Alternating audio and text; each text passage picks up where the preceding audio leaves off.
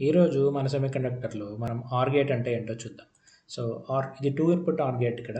So, ఈ 2 inputs ఉన్నాయి మనకిక్కడ అండ్ 1 అవుట్‌పుట్ ఉంది. సో, ఇది మన బ్లాక్ డయాగ్రామ్. సో, మనం దీన్ని ఎలా ఎలా రాస్తామంటే ఇప్పుడు అవుట్‌పుట్‌ని y అనుకుంటే y equal to a plus b అనమాట. సో, ఇలా రాస్తాం. సో, ఇక్కడ మనం ట్రూత్ టేబుల్ చూసినట్టయితే మనకు 2 ఇన్పుట్స్ ఉన్నాయి.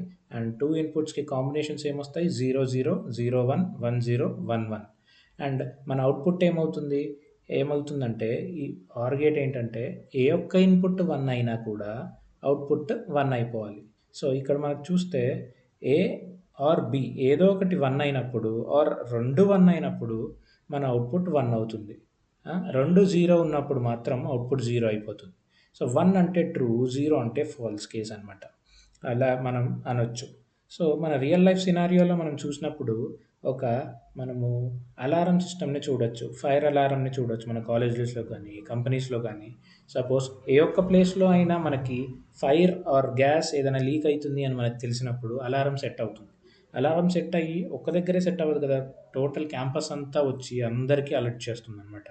సో, అది ఒక real life example for OR gate. Thank you.